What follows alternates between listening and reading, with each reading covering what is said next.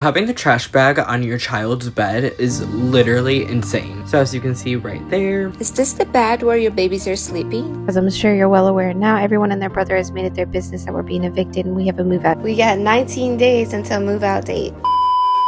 Well, it looks like the Resilience Jenkins family of 7 living in a 1-bedroom apartment have been officially evicted. Are we surprised? They were just in court the other day and the verdict was in that they have to move out by March 16 or else they will be forced out of that apartment. If you're not familiar with this family, Stephanie Jenkins runs a TikTok account called the Resilience Jenkins family where she panhandles her living conditions as a family of 7 living in a 1-bedroom apartment. Welcome back, y'all. Come spend a wholesome night with the Resilience Jenkins. We started off with our typical nighttime routine of making sure everything gets cleaned up. Unfortunately, the belt keeps going out on our vacuum, so we just go ahead and use the hose attachment. Got the floor swept and mopped in the bed area. In the beginning, people felt really bad and started helping, sending things for the kids, only to find out that these parents are absolute trash and their priorities are just twisted because those kids should not be in this situation in the first place. Mind you, that 1-bedroom apartment belongs to Drew Jenkins, Stephanie's dusty, crusty man. It's a government-assisted living apartment for homeless people and only Drew and his son is allowed to live there. Like, this is housing that Andrew got for himself and for his child,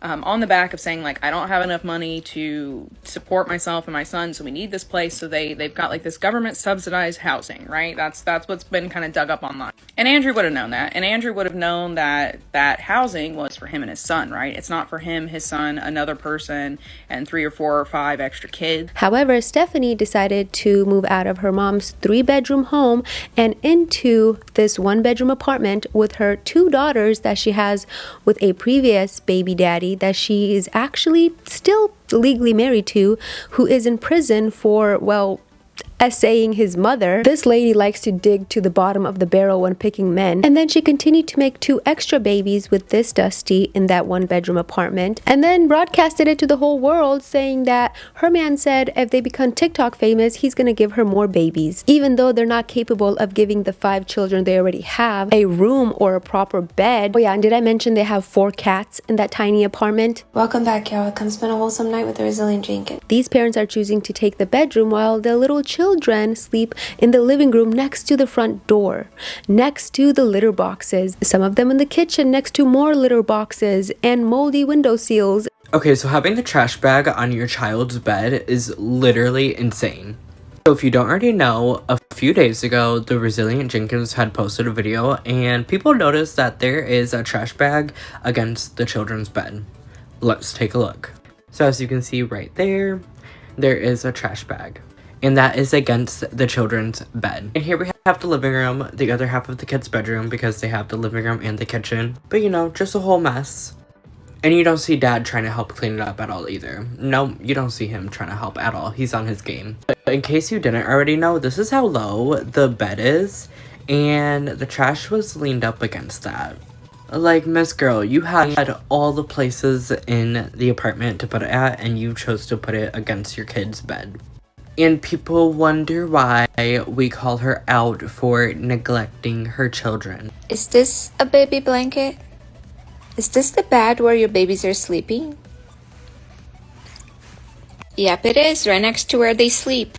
I don't think your essential oils is going to help when your kids get leptospirosis. To the point where her place has become a health hazard to her children for quite some time now. They are way overdue to be evicted from that place. When the whole world can see that, what do you think was going to happen? Knowing that in most places in the US, you are not allowed to rent out such a tiny place with a huge family. A lot of people were so concerned and went on to report the situation, and it's why they ended up here where they have to be forced out of the place because they had no plans of moving out whatsoever. Realistically, a mom with 5 kids and a family of 7 living in a 1-bedroom apartment, one of us gets alone time except when we go in the bathroom. Like, I'm held at some kind of ridiculous standard because what mom would not be overstimulated by never getting alone time? I most definitely don't get alone time in the bathroom either because my kids be popping in there every time I'm in there. This isn't me complaining because I'm not the type to complain about being a parent. It's me trying to give a little more insight to what it's like to be a family of 7 in a 1-bedroom apartment. I know y'all think that that's completely our fault. And the fact that you don't want to turn around and blame America's downfall on the people who are actually in fault for that.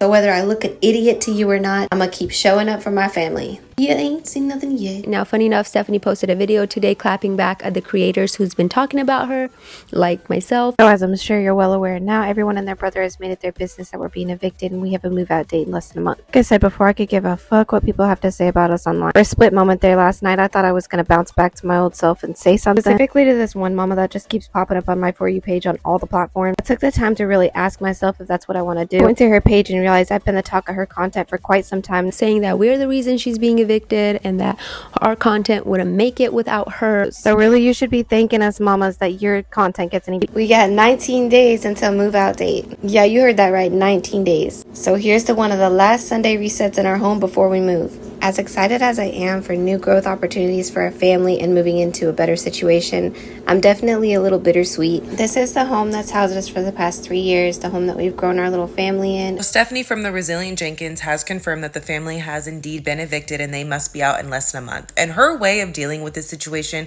is coming onto TikTok to make a passive-aggressive video calling out all the content creators for their criticism of her lifestyle and her content. Now, here's the thing. What I don't feel like Stephanie understands that with becoming a content creator, you will face criticism, you will face haters, you will face trolls. That is the name of the game. I even deal with that as a very small creator. She has been begging and praying to go viral for years now so that she can change her family's living situation, which is one of the reasons as to why they're being evicted in the first place. Her decision to exploit her family's living conditions and try to monetize off it has put a spotlight on the fact that Drew has attained government housing for only him and his son. It did not include 5 other people. So therefore, you're abusing government benefits, which led to the eviction, along with non-payment, which I'm not understanding the non-payment part, because what are you doing with your social media money?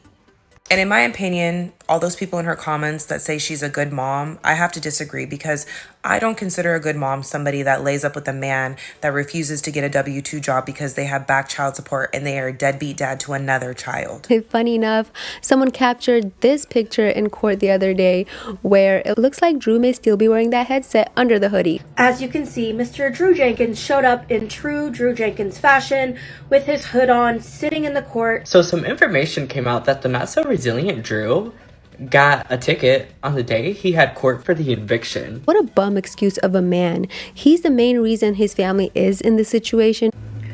Just take a look at my baby daddy playing with our toddler on that foam mattress on the kitchen floor where they belong. He's such a good daddy to our kids. And at this point, I feel like this woman is to blame for his diabolical behavior when she posts things like this that says, I would give my left ovary to give this man a life without struggle. Basically insinuating that you guys always worry about her kids and not how her man deserves everything in this world and she's gonna give it to him. And when somebody commented, I think your kids deserve everything in this world, this woman had the audacity to say, then give it to them. As if that's someone else's responsibilities, not hers. Because her only responsibility is to give this man a dream life without struggle. If you go viral in a huge way, stuff like that gets exposed. That's going to come to the attention of the powers that be who have provided that housing, who literally have whole departments that check social media for these kinds of behaviors to see if you're scamming or doing what you're not supposed to be doing when you're receiving those benefits. And that's what I'm talking about. I think people have gotten it twisted because narcissism has become synonymous with just like a crappy, selfish person. But when we're talking about these narcissistic parents, this is what it means. It's parents who are willing to risk everything, their children's basic needs being met, if it means them getting their supply, getting the attention that they want, getting the validation from outward supplies from other people that they want. She's exposed her children to predators. She's now exposed them to evictions, to potentially losing some of the benefits that their children rely on. You guys, this eviction could mean that their children aren't going to be able to go to their schools anymore. They're not going to be able to see their friends anymore. And it was more important for Stephanie to be internet famous and risk all this than to just go and get a job, go and work, go do above and beyond to support your children. It was more important for her to get that attention. The money, yeah, that's secondary. All of this has happened because Stephanie wants that attention. She feeds off of it. You can go to her videos and watch how combatant she is in the videos, like how combative she is. She's feeding off of that negative attention. She doesn't care what kind of attention she's getting as long as it's attention. And she doesn't care if it risks her kids as long as she's getting that attention. Narcissistic parents can't see anything but themselves, and they will justify it. They'll justify it. Like Stephanie's for sure justify it. This is a risk that I have to take to provide for my family, when she could like not take risks and go and work somewhere for her family, right? And then she wouldn't have had to expose her children online to predators, to bullies, to all of the mess that's come out of this now, this evictions and child support and yada, yada, yada, yada. All of that could have been avoided, but it was more important to Stephanie to get attention for what she saw as her specialness than to like actually protect and see to the needs of her children. It's disgusting. It's narcissistic parenting. They have been making some pretty good TikTok money, yet they still haven't looked into any moving out options. And it's just sad that it took this long and an eviction notice for them to start looking for a bigger place for their children. And I'm not saying it's going to happen, but I sure hope they try. They should have had that figured out before they continued to make children. And don't get me wrong, I feel very bad for those kids. I want nothing but happiness, cleanliness, and a fulfilled life for them, because no child deserves this. So I went and checked their private Facebook account that's made only for their fans, and Stephanie was saying that she has no clue where they're gonna go. In fact, they haven't even looked into a new place or made any plans to leave yet. While they have no idea where they're going to go, she also decided to invest in a Mom Cozy baby wrap. No idea where they're moving, but good purchase. So that's it, folks. If they don't move out by March 16th, then they will basically be subject to an eviction on their record. If they move out by then, they won't have one on their record. I think honestly they're getting away pretty easy on this one. I have seen people telling them to go apply for low income housing and things like that. Y'all, they don't qualify. They don't qualify anymore. So it's really looking like they're going to refuse to get out. So we'll just have to see what happens in March. But I sure hope those babies are safe. I'll catch you later. Peace.